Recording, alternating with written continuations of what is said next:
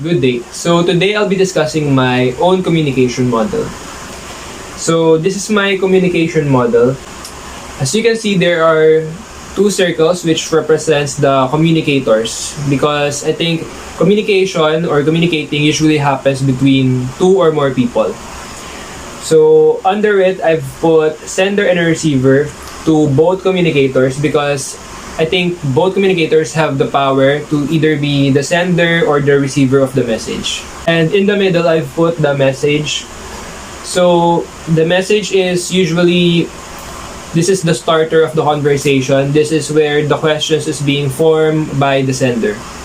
And under message, I've put sensitivity, which is, I think, one of the traits that we should inhibit or practice when we are communicating with someone. It's important to be sensitive about the topic that we're gonna ask.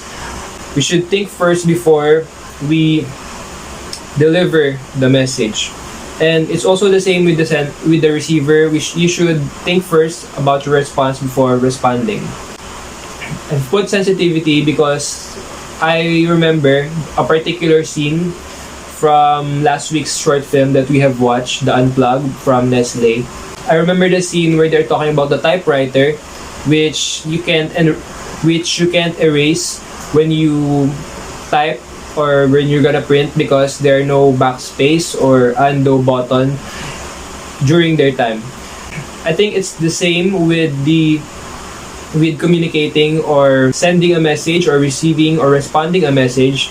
I think we should think first before we say something, because we can take back what we said, and we don't want make the other person uncomfortable or misunderstand or have misconceptions about the message. So it's important that we think first before we relay a message or respond a message. And of course, after the message is being formed, the sender will encode or will ask the question, and then the receiver will decode it.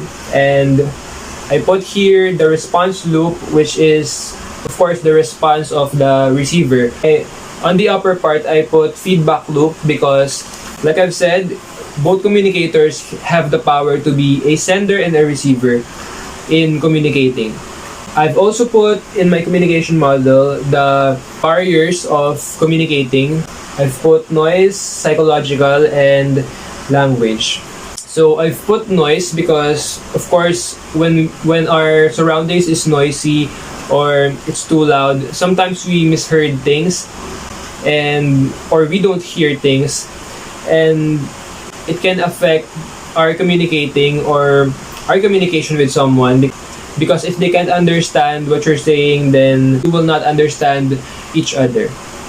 I've also put psychological. A great example for psychological is social anxiety. It can be a barrier in communicating because when we're too nervous, we can't speak what's on our mind or what we wanted to say. It can cause discomfort to the receiver or to the person you're talking to, because they can feel that you're uncomfortable with the conversation. I've also put language for the barriers in communicating, because sometimes there are people who live in a province that have a dialect or an accent, and sometimes we misheard the words that they're saying. So it can also be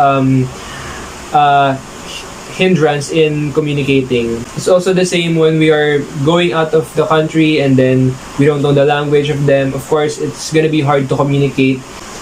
So yeah, this is my communication model.